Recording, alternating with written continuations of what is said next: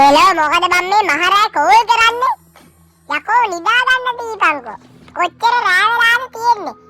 අඩෝ සුද්දා මට ගෙදර යන්න වෙන්නේ නෑ බං. දැන් මේ රෑ වෙලානේ. දැන් ආයේ මෙහෙම ගෙදර යන්න බැරි හින්දා අඩෝ මං අද උඹලා ගෙදර නවතින්න එන්නද බං? අඩෝ අද නම් මං ගෙදර නෑ බං. අඩෝ මං අද ගමේ ඇවිල්ලා බං ඉන්නේ. අඩෝ දැන් මොකද කරන්නේ? උඹට එන්න නම් වෙන්නේ නෑ. අඩෝ දැන් මොකද බං කරන්නේ? ෂෙක්. අඩෝ මට කසුන් අයියලා ගෙදරටවත් යන්න පුළුවන් වේද බං? අඩෝ බදුල්ල පැත්තේ මහරෑ යන්නත් බෑ බං. අඩෝ ඒකයි මම උඹට කතා කරේ බං. අඩෝ ඔබ පුළුවන් දෙයක් බලපන් මම මට නම් වෙන්නේ නෑ. අඩෝ මම මේ ඉන්න පැත්තට සිග්නලුත් නෑ වාගේ මං පොඩ්ඩක්. අඩෝ එහෙනම් මං තියෙනවා ඈ. ඔබ පුළුවන් දෙයක් බලපන්. අඩේ දැන් මොකද්ද කරන්නේ? දැන් නම් ඉතින් යන්න දිහාවක් නැහැ. අඩෝ බදුල්ලටම තමයි දැන් යන්න වෙන්නේ. ෂෙක්. අරුත් ගෙදර නැල්ලුනේ. නැත්තම් එහෙට හරියන්න තිබ්බා. දැන් ඉතින් මොනා කරන්නද? දැන් ඉතින් බදුල්ලටම යනවා. පාරේ බලු බල්ලෙක් නෑ යකෝ. වාහන නම් යනවා පේනවා. අඳුරන එකෙක් යන්නෙත් නෑනේ. ගියොත් උට කියලා හරි පොඩි ෂේප් එකක් ගහගන්න තිබ්බා. අඳුරන එකෙක්වත් යන්නෙත් නෑනේ.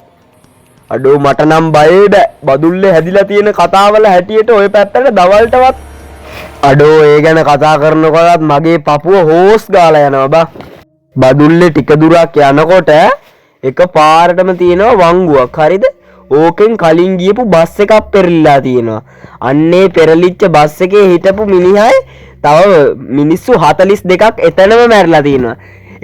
ඒ කට්ටිය එතන මහරෑ හොල්මන් කරනවා කියලා කතාවක් නම් තියෙනවා. ඒක මචං ඇත්තද දන්නෙත් නෑ. තව බොහෝම කතා ප්‍රමාණයක් මචං ඔතන තියෙනවා. හරිද හැදිලා? ඒවා ගැනත් අපි අද බලමු. කොහොම හරි දැන් රෑ ඉන්න තැනක් හොයාගන්න ඕන. අද හයර් ටිකක් වැඩි වෙච්ච හින්දා මට යන්න බැරි වුණා. මට තියෙන බයට ඉතින් වචනෙන් පැටලෙනවා. එහෙම මෙහෙන් ගණන් ගන්න එපා. සමහරක් උන් කියන පිටසක්වල ප්‍රශ්න එහෙමත් තියෙනවලු. යකෝ මේ පැතිවල එහෙම තියෙනවද බං මං අහන්නේ? අනේ මන්ද බං. ඕවා ගැන කතා කරලා බය වෙනවට වඩා ෂේප් එකේ යන්නේක හොඳයි.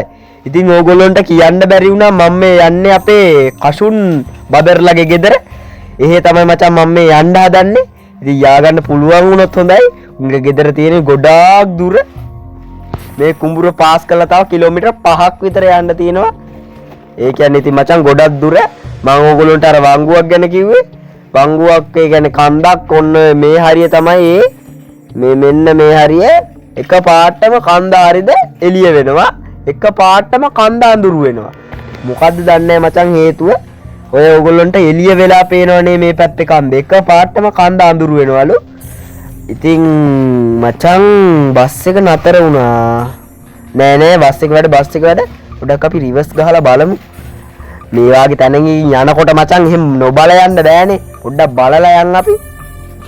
අම්මට සිරි. අයිනෙන් යමම් මචං. අප්ප ගන්න හොඳ නෑ. මේ මොකද්ද බං මේ ගහක් නේද? හරිනේ මචං කෙලවුණා කියපන්කෝ. හිට්ටා නේද බස් එක? ඔයගොල්ලන්ට පේනවා ඇති මචං කන්දේ එළිය වුණා අඳුරුණා එළිය වුණා මචං. ඔය වගේ කේස් ටිකක් තියෙනවා. ෂේ බස් එකේ ඉරුණානේ මොනා කරගන්නත්. දැන් මේක ගොඩ අරන් ඉන්න බෑ ෂෙක්. වෙලාවට මේකත් හිර වුණා.